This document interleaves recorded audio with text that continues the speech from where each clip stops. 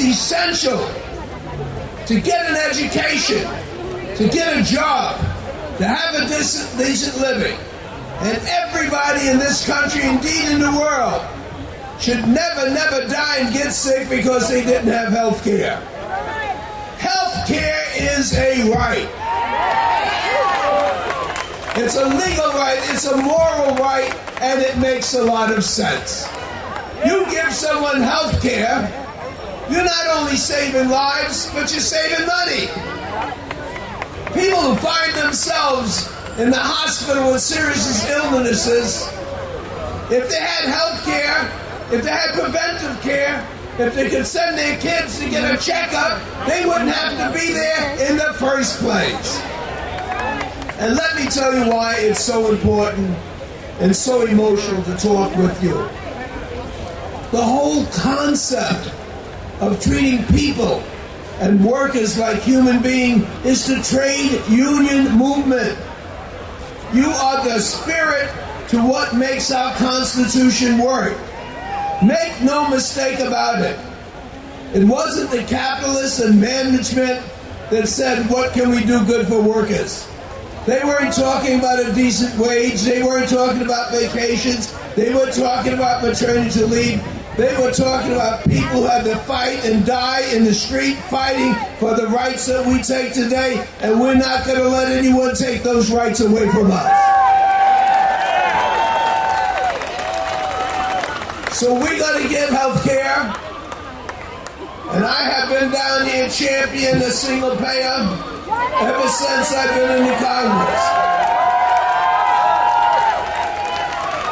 But we have to make certain that what this great president has done, no president in the history of the United States has done it. He's brought together the doctors, the nurses, the hospital, the unions, the management.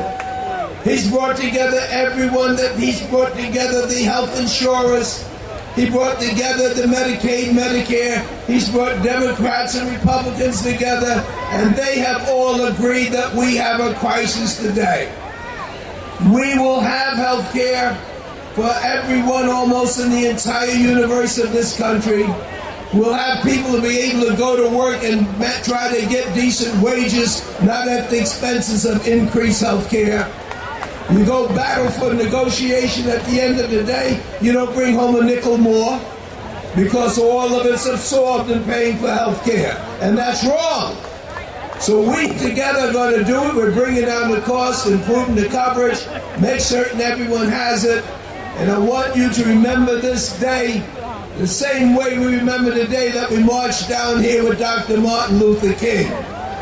No one knew how important that march was.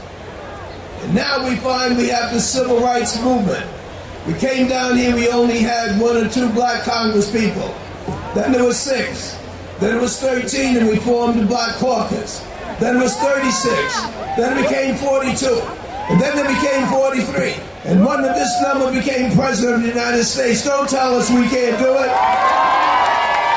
We can have health care here. And one day you'll tell your kids and your grandkids that enjoy that, have health care, but don't take it for granted because you came to Washington on a hot June day and you petitioned and you said, health care when? Health care when? God bless you.